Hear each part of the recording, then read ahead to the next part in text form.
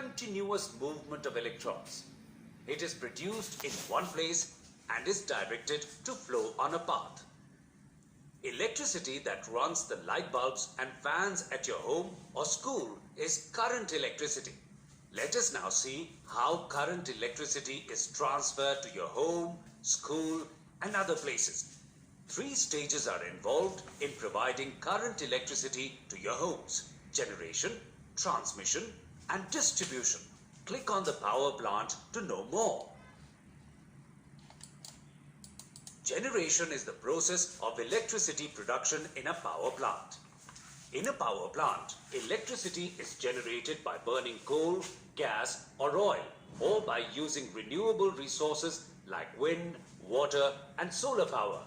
The electricity produced in the power plant is sent to a transformer, which increases the power of electricity so that it can travel long distances. During the transmission process, the high voltage electricity is sent along a series of lines called electricity grid to a substation.